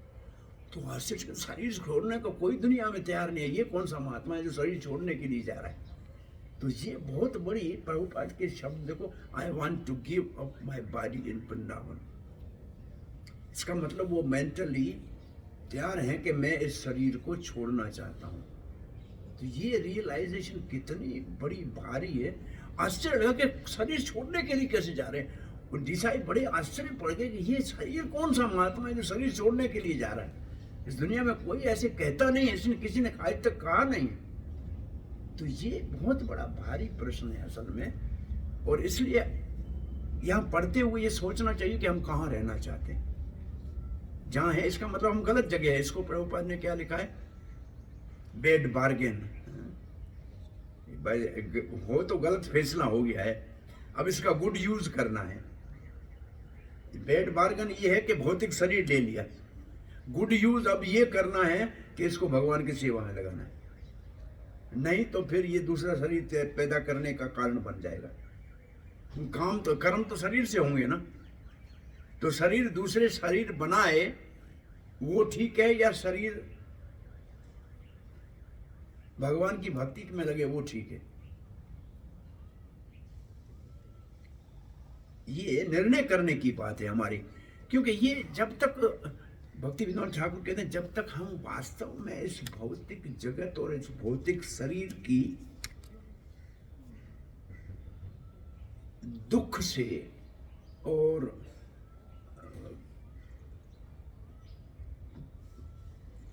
कहा जाए कि हताश नहीं हो जाते हैं, परेशान नहीं हो जाते हैं, तब तक आध्यात्मिक चिंतन सीरियसली नहीं करेंगे। फिर भी सोचते रहेंगे नहीं काम कर चल जाएगा। अभी बहुत बड़ा भारी प्रश्न है कि वास्तव में हमको जानना चाहिए कि बेड बार्गेन है, ये भी आज तक किसी ने नहीं सोचा है। अच्छा है, बहुत अच्छा है, इंसान का जन्म मिल गया, बड़ा अच्छा है, बहुत अमेरिका में मिल गया और अच्छा है। तो अभी तक हमारा दिमाग बेड बार्गेन को कि गलत हमारा ये फैसला है, कोई इसको मानने को तैयार नहीं। सच है कि नहीं? हम स्थिति हमारी ये, और ये आएगा जब तब तक सीरियसली भगवान के लिए रोना है वो आता ही नहीं। किसी को कोई जब करते रोता है क्या? हाँ, भगवान आपकी सेवा में लगाओ, कहाँ सेवा में लगाए? इधर उधर। हाँ, नयनन गदश्रुधारया वदनम गद गद रुदया, ये है वास्तव में कीर्तन की सिद्ध अवस्था कि नाम जपे। और भगवान से हम इतने दूर है, कितने समय बीत गया, कब मिलेगा? ऐसी हमारे अंदर उत्कंठा पैदा हुई है क्या? ये वास्तव में वो उत्कंठा पैदा हुई है क्या? ये प्रश्न है वास्तव में कि नित्य भगवान के साथ हमारा जो संबंध है और हम उसमें जो भगवान का प्रेम प्राप्त करना है, उसके लिए हम क्या उतने एंथुसियास्टिक हैं क्या? कैसे लगता है? उतना लोलुप्य हमारे अंदर पैदा हुआ है क्या? लोलुप्य, एक लोलुप्य ही उसकी कीमत है। भगवान के प्रेम प्राप्त करने की कीमत है लोभ। क्या हमारे को ये लोभ हुआ है कि कब भगवान मिलेंगे, कब भगवान मिलेंगे? अय नंद सुनो कुत गोवर्धन पाद पटले, कहाँ है? गोवर्धन की तलहटी में, जमुना के किनारे पे है। वेहबल होके ये जो गा रहे थे हमारे गोस्वामी, तो ये क्या भाव हमारे अंदर आया है क्या? कब मिलेंगे कृष्ण, कब मिलेंगे? हरे कृष्ण हरे कृष्ण। अंदर से वो भाव उत्पन्न नहीं हो रहा है अब तक। ये लग रहा है कि नहीं? क्योंकि अभी तक हम समझते हैं कि दुनिया में काम बन जाएगा। जब ये पक्का निश्चय हो जाएगा यहाँ बनने वाला नहीं है, ये जवाब मिल जाए ना, तो फिर हमारा सीरियस होंगे कि अब हमको पक्का काम करना चाहिए। नहीं तो ये लोलोप्यम उत्पन्न कैसे हो? तब हमारी वास्तव में सार्थकता है ये सृष्टि इसलिए सुनना है कि यहाँ कोई नहीं रह सकता, इसलिए प्रश्न पूछा जा रहा है। तो परीक्षित महाराज को 7 दिन के बाद जाना ही है, तो इसलिए कि सभी जा रहे हैं तो मैं जाऊंगा, कौन सी बड़ी बात है भाई, सभी जा रहे हैं ना इस दुनिया से, तो समस्या समाप्त हो गई ना भाई, मैं अकेला थोड़ी हूँ। एक लड़का फेल हो गया एग्जाम में, तो उसके बाप ने पूछा कि बेटा तुम्हारा क्या रिजल्ट है? बोला वो मिनिस्टर का बेटा भी फेल हो गया। अरे बेटा तुम्हारे रिजल्ट का क्या हाल है? वो जो हमारा काउंसलर है उसका बेटा भी फेल हो गया। अरे बेटा तुम्हारा क्या समाचार है? अरे वो हमारा बड़ा सेठ है उसका बेटा भी फेल हो गया। अरे बेटा तुम्हारा, बोला इतने बड़े फेल हुए तो मैं कौन सा पास होऊंगा? तो हम ऐसे सोच रहे अभी तक भाई, इतने सारे लोग प्रयास कर रहे तो मैं कौन सा काम, मेरे भी थोड़ा प्रयास कर लेना चाहिए ना, हो सकता है काम बन जाए। इतने बड़े फेल हो गए तो मैं कहाँ से पास होऊंगा? तो उसको ऐसे बताना बड़ा मुश्किल लग रहा था ना, कि इतने बड़े बड़े फेल हो गए, मैं अकेला थोड़ी फेल हुआ हूँ। असल में रात को आदमी सोचता है, लगता है बाकी इस दुनिया में संकट है, अच्छा है भगवान का नाम लेना चाहिए। सुबह अखबार जब आती है ना, न्यूज़पेपर, तो उसमें लिखता है इसने ऐसे किया, इसने ऐसे किया। बोले मैं अकेला थोड़ी हूँ, ये सब कर रहे हैं। तो फिर वापस वो दुनिया में फंस जाता है। दुनिया की बात इसलिए न्यूज़पेपर को देखना नहीं है, नहीं तो आपको लगेगा न्यूज़पेपर में न्यूज़ क्या होता है, नई बात क्या होती है, कुछ भी नहीं होता है। जगह अलग होती है, आदमी अलग होते हैं, बात वही होती है, मर गया, एक्सीडेंट हो गया, इसने बदमाशी की, बात वही की हुई होती है। लेकिन जगह अलग होती है, नाम अलग होते हैं, टाइम अलग होता है, काम कोई नया नहीं। नहीं, कौन सी नई बातें बताइए? एक्सीडेंट हो गया, इस रोड पे हो गया, कल उस पे हो गया, तो बात तो वही हुई ना। तो उसमें और फिर इसने ऐसे कर दिया, इसने ऐसे कर दिया, तो मैं अकेला थोड़ी, सब दुनिया कर रही है, तो आदमी कहता मैं ऐसे ही करता चला हूँ। इसलिए सुबह उठ के भागवत पढ़ लेंगे तो ठीक है, और न्यूज़पेपर पढ़ेंगे तो दुनिया से छूटना बहुत मुश्किल है। अब बताइए कि ज़्यादा लोग उठ के सुबह भागवत पढ़ते हैं कि न्यूज़पेपर पढ़ते हैं? इसको प्रभुपाद जी ने कहा था कि हमारा जो भागवत दर्शन पत्रिका है, बैक टू गॉड हेड, वो इतना प्रसिद्ध होना चाहिए कि लोग सुबह उठ के जैसे न्यूज़पेपर पढ़ते हैं उससे पहले भागवत पत्रिका पढ़ें। और जैसे और लोग न्यूज़पेपर पढ़े इसलिए लोगों का दोष नहीं है, हमारा दोष है कि हम उनको अधिक टेस्टी सामान पहुंचा नहीं रहे हैं उसको पढ़ने के लिए। भाई न्यूज़पेपर वाला सुबह 4 बजे देखा है साइकिल के ऊपर जाके हर के घर में न्यूज़पेपर फेंकता है। आपने कभी ऐसे 4 बजे जाके भेजा, किसी को किताब वितरण किया है क्या? साइकिल पे जाकर? भाई आपकी योजना ऐसी होनी चाहिए ना कि आप उसके घर में जाके फेंक के आओ सुबह सुबह पत्रिका, उसको मेंबर बना लो, उसको तैयार करो। इसका मतलब हम ये नैरेटिव एक तैयार करें ना कि हाँ। और प्रभुपाद साइकिल के ऊपर अपना बैक टू गॉड हेड वितरण करने जाते थे वृंदावन में, साइकिल के ऊपर चढ़ के और बैक टू गॉड वितरण करते हैं। अभी तक किसी ने किया है एक्सपेरिमेंट? प्रभुपाद ने कहा कम से कम और ज्यादा नहीं करो, जो मैंने किया है उतना करने का प्रयास करो। और प्रभुपाद ये बैक 60 के बाद में साइकिल के ऊपर चढ़ के जाते थे। 60 के बाद में साइकिल के ऊपर चढ़ के अपने भगवत दर्शन पत्रिका को वितरण करने के लिए स्वयं जाते थे।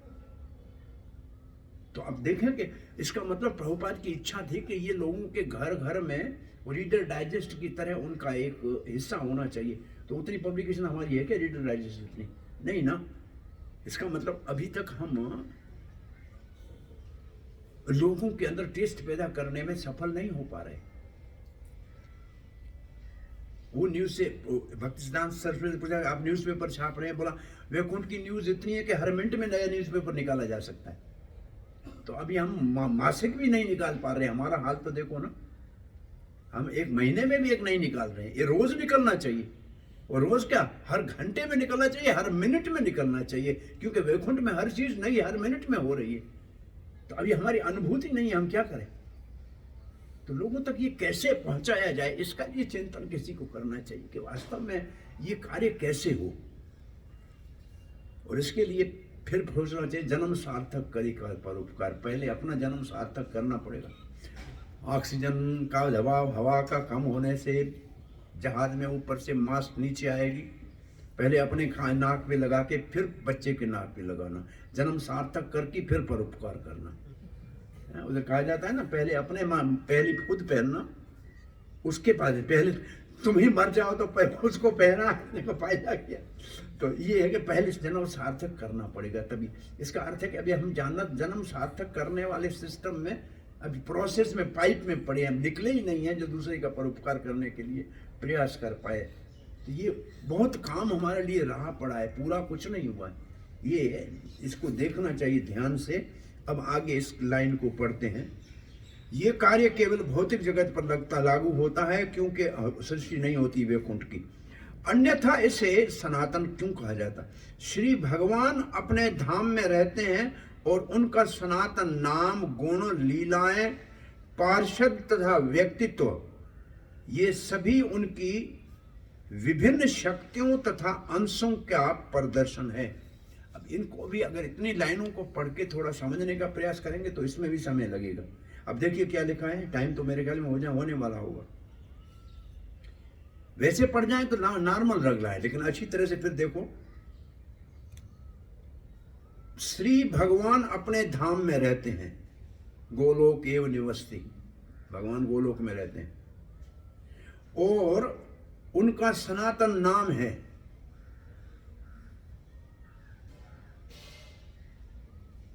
ईश्वर परम कृष्ण सच्चिदानंद विग्रह अनादिर आदिर गोविंद। ये उनका सनातन नाम है, क्योंकि एक एक शब्द आपको बोलना है, उसके लिए प्रमाण देना है कहीं से शास्त्र से, तब आप इसको समझ पाएंगे। और उनके गुण हैं, ये भगवान के गुण है। तो गुण लिया, जो भगवान का कीर्तन होता है वो गुण कीर्तन होता है, लीला कीर्तन होता है, नाम कीर्तन होता है। तो भगवान के कौन से गुण हैं? सबसे बड़ा भगवान गुण है भक्त वत्सल, दीनानाथ।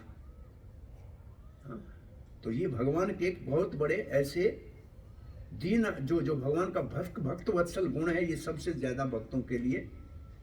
जैसे वत्सला कहते हैं गाय को, वत्स कहते हैं बछड़े को।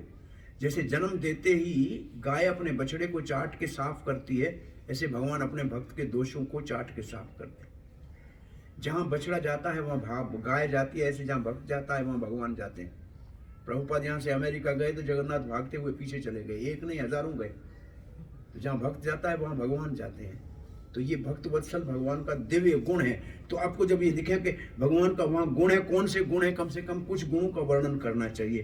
तो फिर लीलाएं हैं, तो भगवान की कौन सी लीलाएं हैं, भौतिक जगत में कौन सी हुई है, वो तो आध्यात्मिक जगत में नित्य हो रही है। तो भगवान की एक व्यवहारिक लीला होती है जो अवतार काल में होती है, एक नित्य लीला होती है जो सदा हो रही है। तो व्यवहारिक लीला अवतार काल की और नित्य लीलाएं होती है। पार्षद होते हैं भगवान के, भगवान अकेले कभी नहीं होते हैं, भगवान के साथ उनके पार्षद हमेशा रहते हैं। जैसे पंच तत्व के रूप में भगवान आए, ऐसे भगवान के और पार्षद उनके साथ होते हैं। उनके सारथी, उनकी खड़ाऊ उठाने वाला गरुड़, ये सब भगवान के पार्षद हैं। तथा व्यक्तित्व, अब ये जो शब्द प्रभुपाद ने लिखा व्यक्तित्व, इसका मतलब भगवान एक पुरुष है, अनादि पुरुष है, उसका अपना एक व्यक्तित्व है। तो ये पर्सनालिटी है। ये सभी उनकी विभिन्न शक्तियों, अब ये सब कहाँ से हुए? वो कोई सैंदनी शक्ति से हुआ है, कोई हलादिनी शक्ति से हुआ है।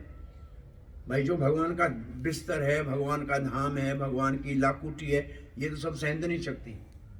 और फिर भगवान की जो आनंद देने वाली वो हलादिनी शक्ति।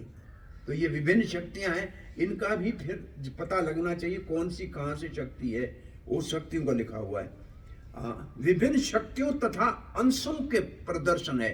अंशों का मतलब है कि भगवान के स्वांश और विभिन्न अंश। ये इसका मतलब है इन सबको थोड़ा सा और खोलना पड़ेगा, तब ये समझ में आएंगे। ऐसे पढ़ के जाएंगे तो बिल्कुल यहां नहीं अटकेगा। ऐसे एक लाइन लग रही है, लेकिन इस लाइन में बहुत कुछ समाया, पूरी ब्रह्म संहिता समाई हुई है, पूरी ब्रह्म संहिता इसमें समाई हुई है। वो शंभु भी समाया हुआ है, गणेश भी समाया हुआ है, सब कुछ इसमें समाया है, देवी धाम भी समाया, सब कुछ इसमें समाया हुआ है। तो इसको पढ़ते समय ये प्रभुपाद जब लिख रहे हैं तो कुछ तो उनके दिमाग में चल रहा होगा, तब लिख रहे हैं ना। तो क्या चल रहा है? सारी ब्रह्म संहिता चल रही है। कि इतना अंश है, उनके अंश हैं, विभिन्न अंश हैं, देवता उनके विभिन्न अंश हैं, ये पार्षद उनके अंश हैं, नित्य अंश हैं, कौन से विभिन्न स्व अंश हैं सारे, बलराम आदि, ये सब साथ चल रहा है इसमें। और फिर प्रभुपाद जी लिखते हैं ये सभी उनकी विभिन्न शक्तियों और अंशों का प्रदर्शन है। श्री भगवान अनादि हैं, अर्थात ऐसे हैं जिनका कोई सृष्टा न हो, तथा आदि अर्थात सभी वस्तुओं के उद्गम कहलाते हैं। भगवान आदि है, गोविंदम आदि पुरुषम, एक बात। और आदि कहां से पकड़ेंगे? सबके सृष्टा है, पहला श्लोक भागवत का, जन्माद्यस्य यतः, ये जो श्लोक है कि जो कुछ सृष्टि में दिख रहा है सबकी उत्पत्ति भगवान से होती है, और भगवान की उत्पत्ति कोई नहीं करता। इसको अनादि का मतलब है उसकी उत्पत्ति कोई नहीं करता, जिनका कोई सृष्टा न होता है, तथा आदि अर्थात सभी। हम अपनी अधूरी विधि से सोचते हैं, हम अपनी अधूरी विधि से सोचते हैं कि श्री भगवान भी सृजित होते हैं, लेकिन वेदांत हमें बताता है कि वे सृजित नहीं होते, प्रत्युत अन्य सारी वस्तुएं उनके द्वारा सृजित होती है। नारायण परो अव्यक्ता, श्लोक दे दिया कि भगवान पहले थे और सब कुछ उनसे उत्पन्न हुआ और भगवान को कोई उत्पन्न नहीं करता।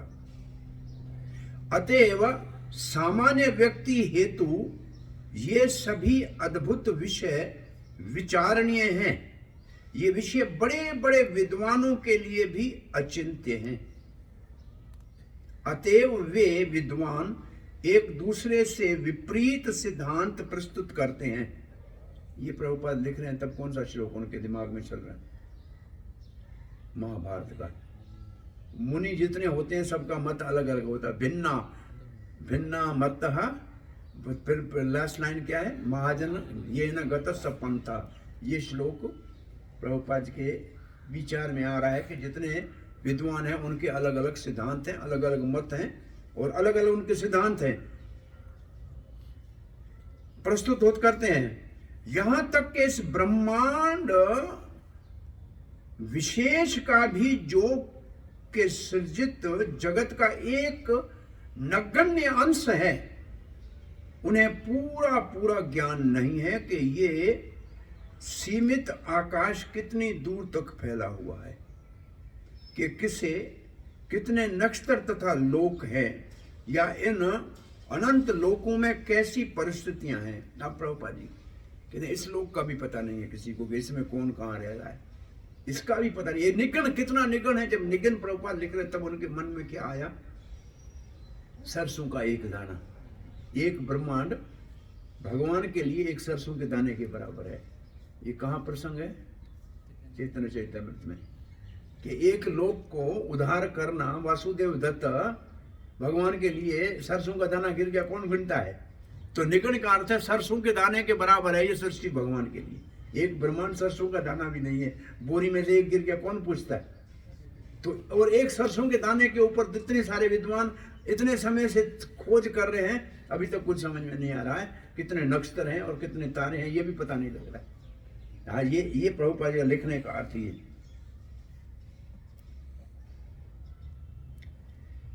आपके लिखा है प्रभुपाद ने, कुछ ये विचार प्रकट करते हैं कि सारे आकाश में 10 करोड़ ग्रह बिखरे हुए हैं। 21 फरवरी 1960 को मॉस्को के एक समाचार विज्ञप्ति हुआ जो इस प्रकार था। रूस के प्रसिद्ध ज्योतिष विज्ञान के प्रोफेसर बोरिस वेरोंतोसोव ने कहा कि ब्रह्मांड में ऐसे असंख्य ग्रह होने चाहिए जहां तर्कशील प्राणियों का निवास है। इसका मतलब सब लोग उधर, सब ग्रहों पे कोई न कोई रहता है। ऐसा संभव है कि ऐसे ग्रहों में पृथ्वी जैसा ही जीवन फल फूल रहा है, वहां भी कुछ जीव रह रहे हैं जैसे यहाँ जीव रह रहे हैं। अब प्रभुपाद लिखते हैं, रसायन शास्त्र के डॉक्टर निकोलाई विचोरव ने अन्य ग्रहों के वायुमंडल की समस्या पर विचार करते हुए इंगित किया है कि उदाहरण के तौर पर कहा जा सकता है कि मंगल ग्रह के जीव में शरीर के कम तापमान की स्थिति में सामान्य जीव जीने हेतु अपने आप को अच्छी तरह अनुकूल बना लिया होगा। अब कहते हैं वो जो ग्रह है उसके ऊपर ठंडी ज्यादा है तो वहां रहने वालों ने ठंडी में रहने के लिए अपने आप को तैयार किया होगा। भैया हम अपने इस देश में रहते हैं, आपके यहाँ ठंडी पड़ती नहीं है, यहाँ से आप चले जाओ वृंदावन ठंडी पड़ेगी तो वहाँ अपने आप उसको आप अनुकूल बना लेते हो ना। तो हर एक ग्रह में अपनी अपनी अनुकूलता है। अब प्रभुपाद जी सिद्धांत करेंगे इसका अर्थ ये नहीं है कि आप इस शरीर में उस ग्रह में जाओ और अनुकूल हो जाओ। ये शरीर यहाँ छोड़ के फिर उधर का शरीर लो तब उस ग्रह में रह सकते हो। जैसे आपको वाटर पार्क में जाना है तो अपने ये कपड़े उतार के वाटर पार्क के कपड़े पहनने हैं तब जाके आप वहाँ पानी में खेल सकते हैं। अग्नि में जाना है तो अग्नि वाले कपड़े पहनने पड़ेंगे। हाँ, जो वेल्डिंग का काम करना है तो फिर वो वेल्डिंग वाला सामान उठाना पड़ेगा। तो हर काम के लिए अलग अलग है। तो ऐसे हर लोग के लिए अलग अलग शरीर की आवश्यकता है। तो अब लंबा श्लोक है भाई, अभी और सही समय हो गया ना 5 मिनट में। इसको कौन तेज पढ़ने में है?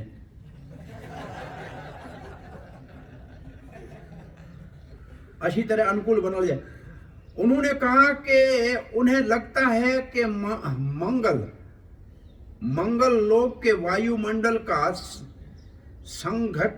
संगठन उस ग्रह के अभ्यस्त प्राणियों के जीवन हेतु सर्वथा उपयुक्त है और उन्होंने अपने आप को तद अनुसार ढाल दिया है। इसका मतलब जहां जो लोग रहता है उसी हाल से उसमें रहना लगता है।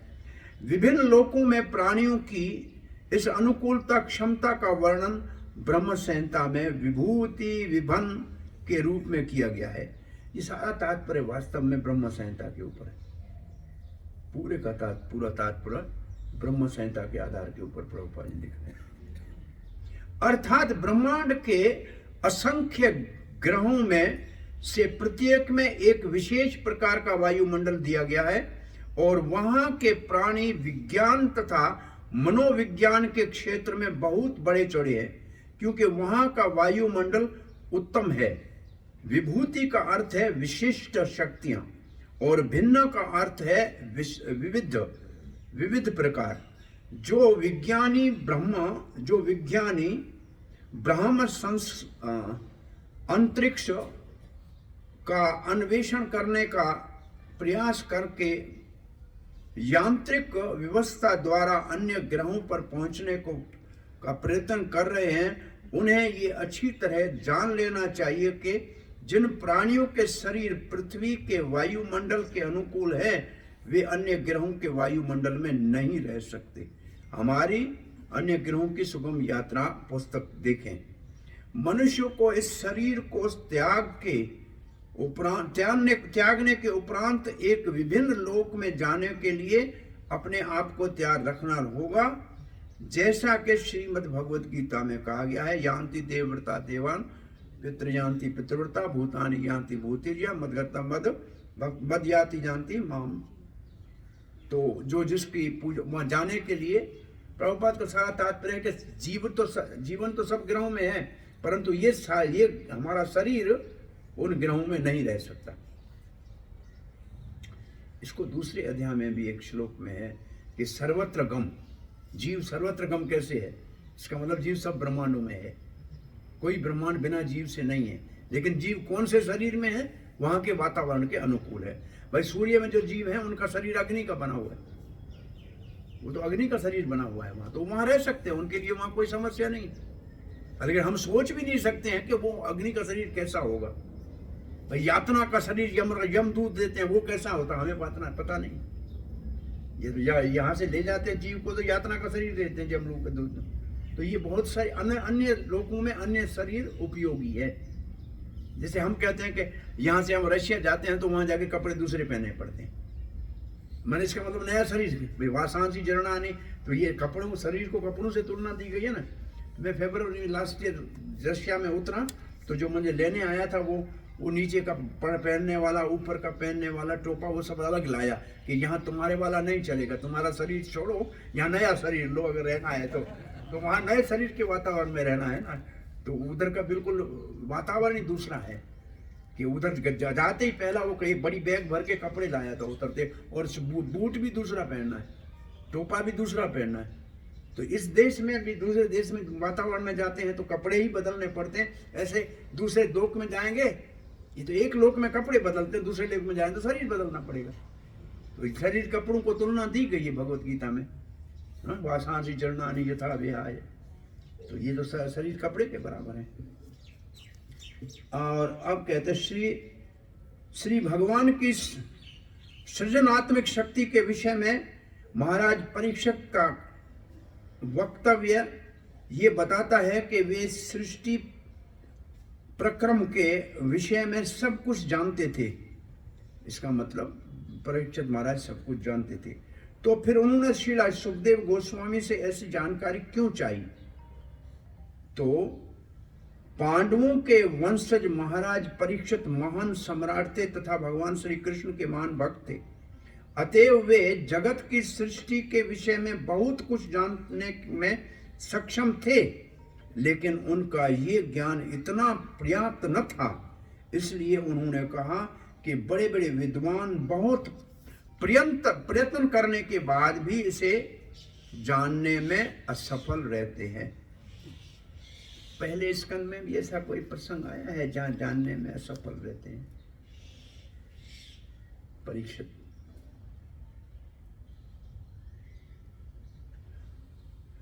भीष्म पितामह युधिष्ठिर महाराज के प्रसंग में कहते हैं कि आपके जीवन में जो इतनी सारी विपत्तियां आई ना, वो काल के कारण आई, और काल इस कृष्ण के इशारे से चलता है।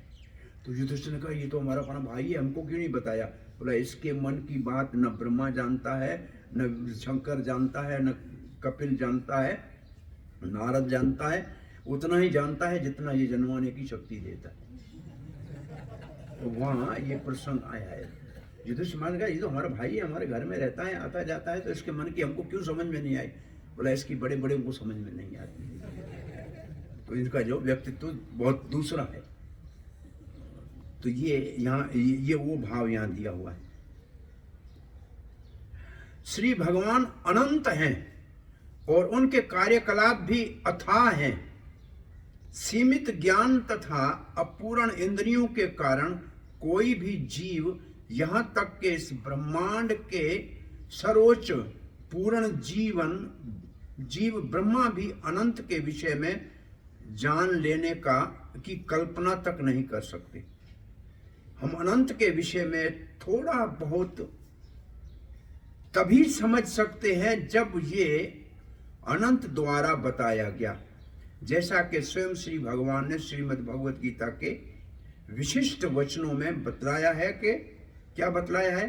श्री सुखदेव गोस्वामी जैसे प्रबुद्ध व्यक्ति से भी इस बारे में कुछ सीमा तक जाना जा सकता है, क्योंकि उन्होंने श्री नारद मुनि के शिष्य श्रील व्यास देव से इसे सीखा है। इस तरह गुरु शिष्य परंपरा की श्रृंखला द्वारा ही पूर्ण ज्ञान प्रकट हो सकता है, किसी भी प्रयोगात्मक ज्ञान द्वारा नहीं, चाहे वो प्राचीन हो या आधुनिक हो। यहाँ हमारा तात्पर्य पूरा होता है। सो श्रील प्रभुपाद के कहने का तात्पर्य है कि भगवान के बारे में या भगवान की सृष्टि के बारे में जानने के लिए हमको परंपरागत आए हुए गुरु परंपरा, शिष्य परंपरा से सीखना चाहिए। इसको कहते हैं अवरोह पंथ, ऊपर से नीचे आने वाला पंथ। इसी से कुछ जानकारी होगी तो वो किसी काम की है। आरोह यह पंथ नीचे से ऊपर जाने वाला जो रास्ता है, जैसे साइंस विज्ञान का है, उससे हम भगवान को जान नहीं सकते। असल में क्या है कि संसार में पहले जानते हैं फिर मानते हैं, और आध्यात्मिकता में पहले मानना पड़ेगा फिर जानना पड़ेगा। दोनों में बड़ा अंतर है। पहले हमको ये मानना पड़ेगा श्री कृष्ण है, फिर जानना पड़ेगा वो कहाँ है, कैसे है। तो यहाँ ये इसका हमारी पाठशाला ही दूसरी है। तो इसलिए उस पाठशाला वाले इसके विषय में सोच भी नहीं सकते। बड़े बड़े विद्वान नहीं जान सकते भगवान के विषय में। ये कथा भगवान श्री कृष्ण का एक भक्त था, वो इतना अनन्य भक्त था, कहता था भगवान आप कब से यहाँ खड़े हैं, खड़े खड़े थक नहीं गए हैं, थोड़ा घूम फिर के आ जाओ। तो भगवान ने कहा यहाँ लोग इतने आते हैं सेवा के लिए, मेरे को काम बता के जाते हैं। बोला मैं खड़ा रहूँगा, आप एक दिन घूम लो। उसका एक का नाम भी गोपाल था। तो दूसरे दिन भगवान ने कहा सुबह आ जाना। ये सुबह आया गोपाल, भगवान ने कहा तुम खड़े हो जाओ, तुम्हारे को मैं पहनाता हूँ, कपड़े पहनाए, मुकुट पहनाए। बोला बात करो, खड़े रहना, चुप रहना, बोलना मत। और भगवान चले गए बाहर घूमने के लिए। थोड़ा एक व्यक्ति आया, बड़ा थ्री पीस पैंट पहना, टाई पहनी हुई थी, बैग थी, बड़ा पर्स निकाला, 5,000 रुपया पेटी में डाला कि भगवान पहले मैं गया था, मेरे को बहुत बड़ा एक जो है टेंडर पास हो गया था, मुझे ठीका मिल गया था, आज फिर दूसरा टेंडर के लिए जा रहा हूँ, सफलता मिलेगी तो आपकी सेवा करूँगा। इतना कहते हुए उत्साह में गया, वो पैसे वाला पर्स वहीं भूल गया। ये ऊपर से देख रहा है गोपाल, और तेरा सामान, चुप रहो, बोलना नहीं है। इतनी देर एक और दूसरी बेचारी माता जी आई कि हे गोपाल, हे दया के सागर, मेरे घर में बेटी की शादी है, मेरे घर में भगवान का कीर्तन रखा हुआ है, घर में कुछ अब अर्थ की व्यवस्था नहीं है, आप कृपा करना। आंखें खोले तो पैसा पड़ा, भगवान अभी अभी आपने यहाँ पैसा दे दिया, उठाया, पर्स चली गई घर, जाके सेवा की, उसने तो पूरा घर का काम चला लिया, संकीर्तन करा लिया, भंडारा चला लिया। अब तीसरा एक आया, और इसने ये देख के कह रहा ये मत उठाओ, ये तेरा नहीं है, उसका है। चुप। तीसरा एक आया, बोला कल मेरा जहाज पानी के, मैं नौकरी 2 महीने के लिए जाऊंगा, भगवान आप मेरी और मेरी परिवार की रक्षा करना। तब तक पहला पुलिस को लेके आ गया, बोले यहाँ मेरा पैसे का पर्स रहेगा, यही है, और कोई आया नहीं, इसी ने उठाया होगा, और उसको ले जाके जेल में डाल दिया। ये हाय कर रहा है, नहीं है नहीं है, ये नहीं है, चुप रहना है। तब तक गोपाल घूम के वापस आए, बोले ये लेट, यहाँ क्या अंधेर है, क्या हो रहा है तेरे मंदिर में, एक के पैसे दूसरा उठाता है, तीसरा जेल में जाता है, मंदिर कैसे चल रहा है। पूछे भाई, बोला पहले के पैसे वहाँ रखो, क्यों भूल गया वो। बोला वो किसी को रिश्वत देना था, किसी को शराब पिला देता, इसको पाप लग जाता, अच्छे काम में लगाया, उसको ठीका तो मिल गया, लेकिन उसका पैसा अच्छे काम में लग गया। बोला ये तो भली समझ में आई, वो जेल में क्यों गया, उठाया नहीं। बोला उसका जहाज डूब गया है, उसने प्रार्थना की थी, उसको बचाना था, इसलिए उसको जेल में डाल दिया, कल निकल आएगा। बोला ये मुझे समझ में नहीं आया। बोला तुम्हारे बाप को भी समझ में नहीं आएगा। इसलिए बस प्रार्थना करके काम करते हैं। कैसे भगवान काम करता है ये समझना बहुत मुश्किल है। कैसे भगवान काम करता है ये समझना बहुत मुश्किल है। इसलिए प्रभुपाद श्री कृष्ण, आप सब जानते हैं भगवान के बारे में। बोले जितना भगवान मुझे जानने का सामर्थ्य देता है उतना जानता हूँ, उतना ही जानता हूँ जितना भगवान मुझसे जनवाता है।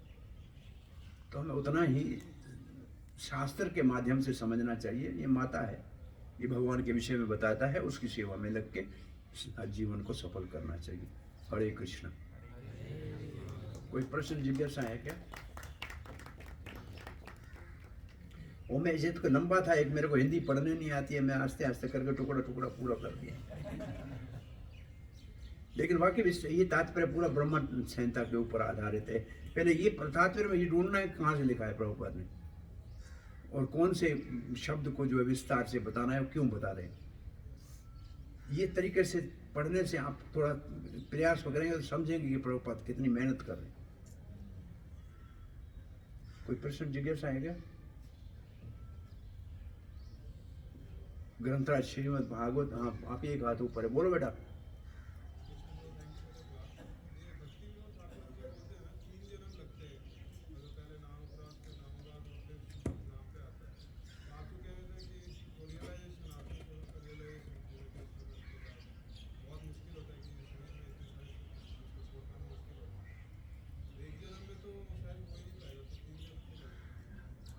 अब जो वैसे अनर्थ निवृत्ति में एक जीवन लग जाता है, भक्ति सिद्धांत सरस्वती कहते हैं।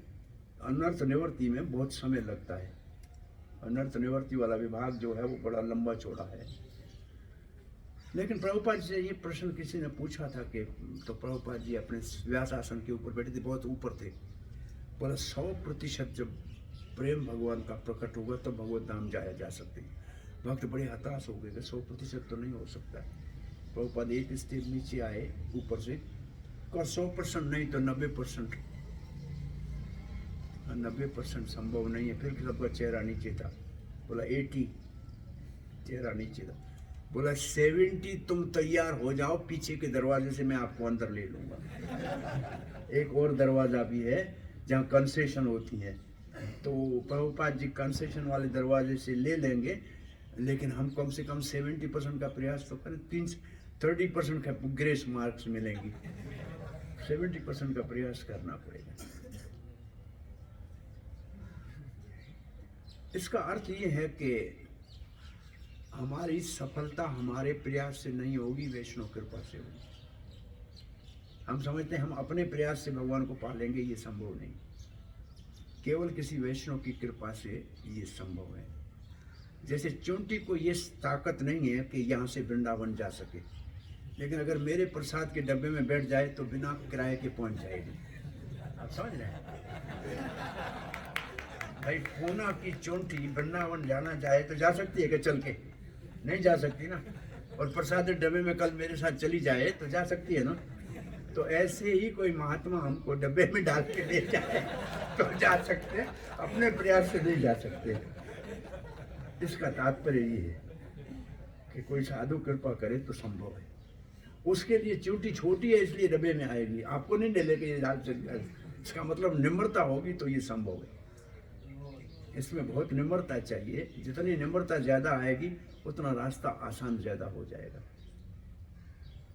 तृणादपि सहिष्णु न तयोरपि सहिष्णु, ये भाव जा जाएगा तो फिर जाना संभव हो जाएगा। इसलिए प्रभुपाद जी से प्रश्न पूछा था उनके गुरु भाई ने, आदि केशव ने, कि अरे दवाई बनाते हो अबे बाबा, कोई दवाई है भगवान के प्रेम की? बोला है, तृणादपि सुनिचे न तरोरपि सहिष्णु मानी न मान न कीर्तने सदा। ये कंठहार वैष्णव पहने तो भगवत प्राप्ति संभव है। बहुत समय अनर्थ निवृत्ति में लगता है, ये सत्य है। और एक तो मुझे भक्त कहता है हम आदो श्रद्धा पे सब चल रहे हैं, वास्तव में आदो श्रद्धा के स्तर के ऊपर है। भजन भी हमारा कोई शुद्ध भजन तो नहीं हो रहा है अभी, भजन क्रिया भी शुद्ध नहीं हो रही है, मैकेनिकल हो रहा है सारा। लेकिन फिर भी कम से कम, जैसे कहते हैं ना भाई, एक 500 विधायक जाते हैं, उनमें से एक तो प्राइम मिनिस्टर बनता है, एक 10-12 मंत्री बनते हैं, लेकिन जो एक विधायक है वो भी कम से कम ऑफिस में जाके बैठ तो सकता है, असेंबली में। तो हम कम से कम ऐसे भक्तों की लिस्ट में एडमिशन तो हो गई है हमारी। जिस लड़के की जब एडमिशन होती है ना मेडिकल में, तो उसको शनाख्ती कार्ड मिल जाता है कि मैं इसे अभी मेडिकल कॉलेज का है। पास जब करेगा तब डॉक्टर बनेगा, उससे पहले वो डॉक्टर लिखना शुरू कर देता है। तो अब हमने भक्त लिखना शुरू कर दिया है। अब पास कब हो गया देखा जाएगा, लेकिन कम से कम एडमिशन तो हुई है ना। कि अब हम कब, हमारा एनरोलमेंट नंबर तो हमको मिल गया है और वो कार्ड हमारे पास है। अब कहाँ वहाँ जाएंगे, जब पास होंगे तब जाएंगे, लेकिन कार्ड मिल गया है, इतना है कम से कम। हम वो 2 कुत्तों को देखे, प्रभुपाद ने पूछा था कौन से दोनों कुत्तों में अंतर क्या है, तो वो कह रहा है ये तो जर्मन है, ये वैसे नहीं, इसके गले में पटा है, ये बिना पटे वाला है। पटे वाला है उसका मालिक है, उसको संभाल लेगा, बिना पटे वाला है उसको म्यूनसिपैलिटी उठा के जाएगी।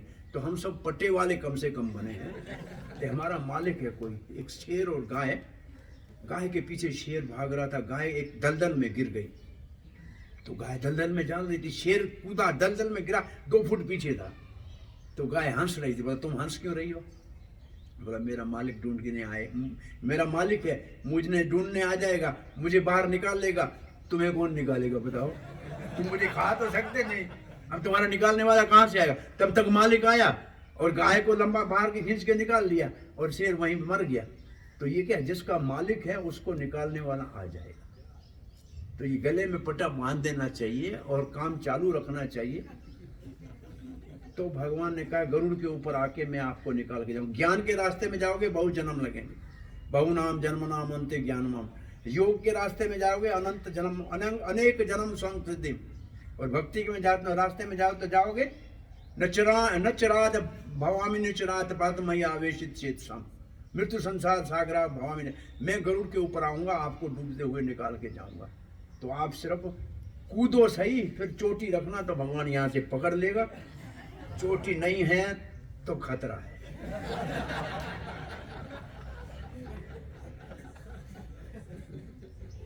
तो वास्तव में हम कूद पड़े हैं, चोटी रख ली है, अब भगवान का काम है उसको हमको खींच। इसका सीधा तात्पर्य हम अकेले नहीं, अपने प्रयास से कोई नहीं जा सकता है, वैष्णव कृपा से संभव है। और भगवान हित भी कृपा करे या वैष्णव कृपा करे, तो वैष्णव की कृपा के लिए हमेशा ही लालायत रहना चाहिए।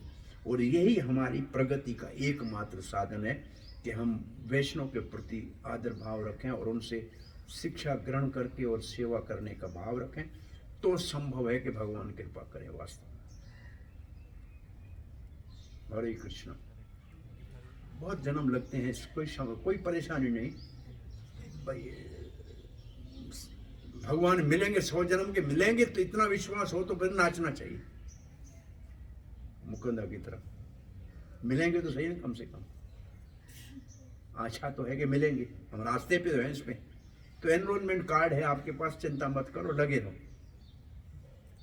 स्टडी अपने ठीक करो और टीचर को संतुष्ट करोगे तो काम हो जाएगा। जस्य प्रसादा भगवत प्रसाद। हरे कृष्णा। श्रील प्रभुपाद की जय। निताय गौर प्रेमानंदे।